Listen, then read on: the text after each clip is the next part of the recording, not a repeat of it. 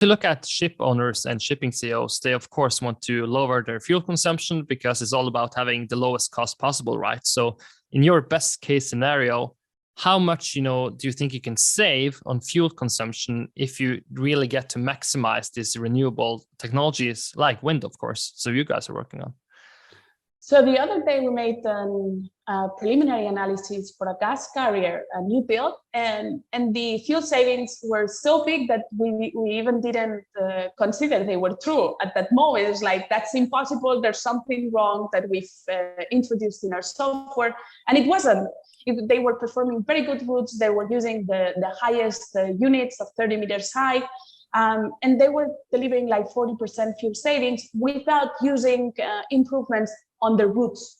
So obviously you can improve and include weather routing, could add to 20% additional over the fuel savings achieved. But we were not adding anything there. So it was just because of the proportion delivered by the sails in the sailing area at the speed they were traveling. And I think that's like very good business case. They were getting like a payback below 2.5 years, which was very, very good. You can go from like 5% in the worst case, even 0. I mean, if you're not using the wind or in the Mediterranean, it's like very, very bad case. But maybe to 30, that would be something reasonable. Then in an average, like 15-20% of the energy can be delivered by wind without modifying the routes and so on, like just by sailing as always. Well, when you say modifying and improving the routes, for people who aren't familiar with the case, what do you mean in practice? So if you go from port A to port B, you follow a certain route, which is like the normal route you would follow, but then you can like follow the winds like Cristobal Columbus did. And obviously you can get better winds, so you can get higher savings if you're just going to catch those best winds. That means you are not just using those winds that are available for you and doing your best with that, but rather going to find those that will really deliver the best proportion. Sometimes that can mean that there's an increase on the time to get to the place. So there's also an increase of the cost of the crew and so on. So you have to really be able to match all those things, what you're getting from an additional saving that is not really affecting with the additional increase of the timing. Sometimes if you are not in a hurry to arrive to the ports, it's not the case today, but if you are not with this hurry, maybe you can get better routes. Sometimes getting better routes does not imply increasing the time, because it can enable you to get at the same speed, like at the same time, I would say. So yeah, that's the meaning of going and catching like the best routes for you. It's like this way, yeah. Yeah, perfectly explained. So if you just look at the general debate in the shipping industry, there's so many technologies being, discussed, from ammonia, hydrogen, LNG, maybe the safest sort of like risk-free option right now. But in your mind, if you envision the shipping fleet, let's say 10, 15 years from now, because obviously the shipping industry is a bit slow, because if you have a new vessel, it's usually, going to be here for 20 years, the minimum. But how do you envision, the future of the shipping fleet? Do you envision a future where it's 100% renewable, or is it just about, being as efficient as possible and using a wide spread of opportunities? Or do you see like a silver bullet or technology where you think like the state-of-the-art vessel should be like this? So I'm one of those who thinks that it will be a combination of technology. So it's very difficult for shipping to think only about renewable fuels, because in the end, if you look at about the renewable fuels that are produced today, like I think it was around 14%. That was something that Martin Stopford said in the press conference of the SMM. And it hasn't grown that much. So it's pretty stable, the production of renewable fuels. And if we're trying to think about hydrogen, like more than 95% of this hydrogen, I think it was 97 or 96% of the hydrogen, is produced throughout natural gas. So the problem is that it's not renewable. And what you're only doing is displacing emissions up to the production chain. And that is not sustainable. So yes, you're not polluting in the oceans, but you're polluting elsewhere. And even, I would say, not worse, but you're polluting just beside the people too. So what's the point on that, on switching to renewable fuels? And then about the effect of having these 14% renewable fuels, the question is, will shipping be able to go to the market and be the first ones to get these renewable fuels? And for me, the answer is no. They will not be the first ones to get there. There are also other industries that have much more force to be able to access these renewable fuels.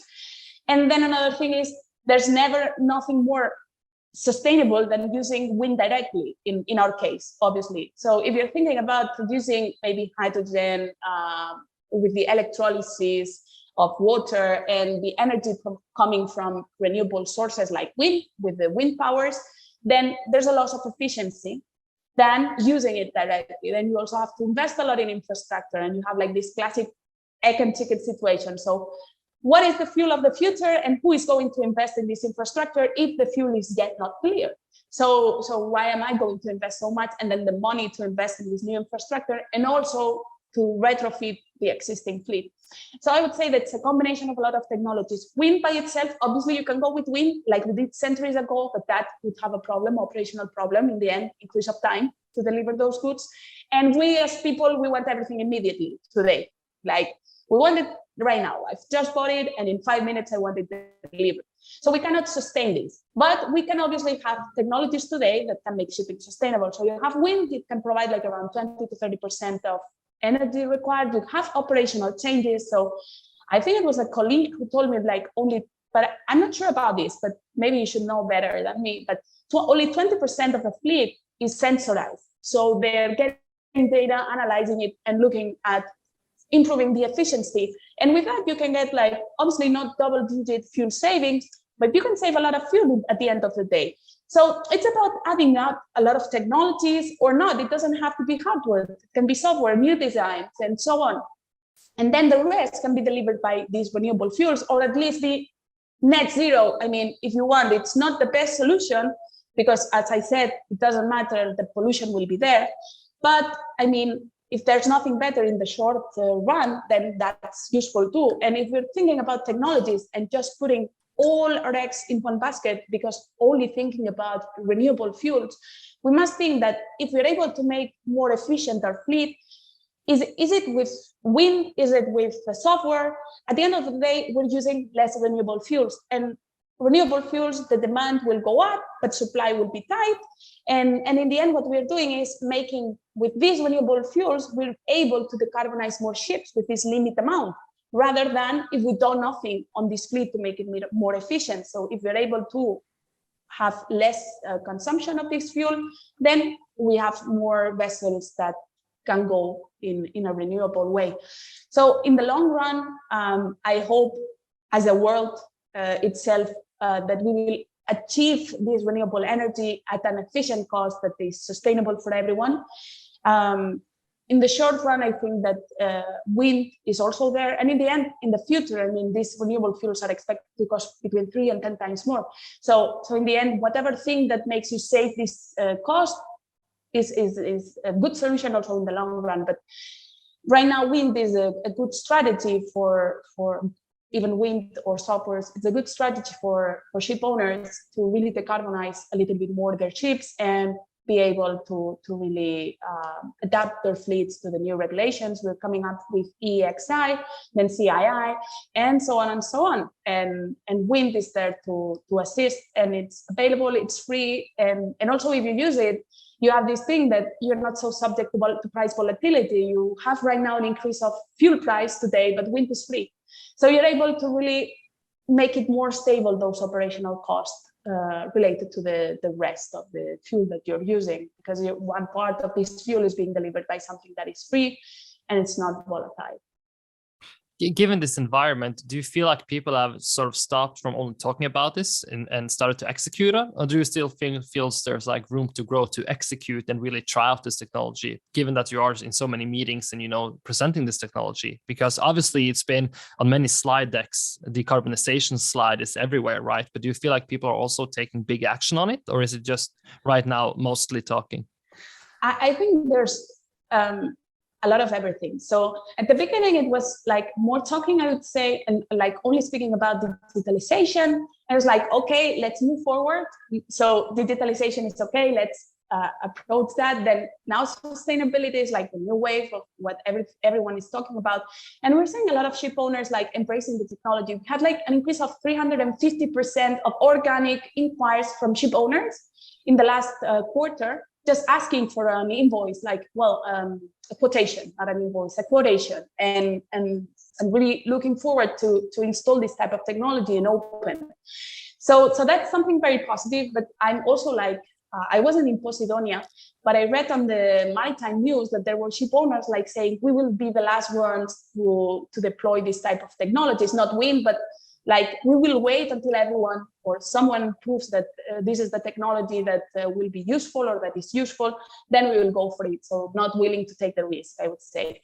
So I think there's a lot of things going on. There's a lot of greenwashing, like in all industries. It's not just about shipping, like people saying they want to be sustainable, they have a lot of benefits, and maybe they're not investing in sustainable solutions and taking a little bit of risk. But there are others that are pushing. So I think that's pretty similar to what's happening in other industries. I think it's not just about shipping. It's generally speaking, you always have like the first early adopters, then you have this adoption technology, then you have the late laggards, and that's a natural thing. Not all the industry will be open to install novel technology. It's something normal. I wouldn't bother about it too much. What I'm seeing throughout all this journey since we started is a very big transition. So I was in 2020 speaking about wind, and it was in also an advanced press conference of the SMM, which was later postponed, but I was speaking about wind, and then I came in 2022 again, and everyone was speaking about wind, not only me. So that was very useful and very good to see, like that really the industry is moving. I would love to see it moving at a much faster pace, maybe because I'm younger and I'm much more energetic and I want to see the changes from one day to another. I don't know, maybe it's me, myself, because I want to see these changes going very fast. But I think changes are going on, and the industry is moving forward a lot, like generally speaking. Just one last question on the product side, because I thought about it just recently, and that is in terms of the design, right? Because if you look at Tesla case study, it actually proved that one of the key insights was that people actually care about how a sustainable car or vessel, I guess, look, right? So how important has it been to create something that actually looks good on the ship as well? Has it not been a focus at all? Do you think like design actually matters, that people want to install these pretty, visible sails on their ships? So for us, the first thing was safety. So we wanted to build something that was safe. And then we started engaging with the class societies and following all the more restrictive regulations that they were launching. So safety was the utmost important thing for us. The aesthetics was also important. So we were not going to set anything that was ugly by itself. But that was not the first thing. We realized that the industry where we were approaching our product, obviously, everyone loves to see nice things. I myself love art by itself. So I understand that people want to see beautiful things like Apple and so on. But it was not the most important thing. The most important was safety, that it delivered these results, that it was practical, so it was autonomous, that it didn't imply additional cost, low operating expenses, blah, blah, blah. Then moving forward, aesthetics. And if safety was first and something was not that aesthetics because of safety went first. So that was like our way of thinking. So something that was useful and safe, and that it delivered results at an economical way of approaching the technology, because sometimes, as I said before, you think about sustainability and you think it will be expensive. So one of the most important things for us was not making this technology expensive. So being able to really nail all the mechanisms, the manufacturing costs, and so on. And then in the end, making it nice. So yeah, of course. And I think by itself, these types of technologies are nice. They are good looking. So there are like less than 16 vessels in the world with this type of technologies. And that's cool. I mean, they're special. So we still have a lot of work to do to have like all the fleet or as much vessels as we can with our technology installed with wind power. But in the end, they look nice. Hi everyone. I hope you enjoyed this episode and that you learned something new. If you like this content, please make sure to subscribe to the channel. See you later.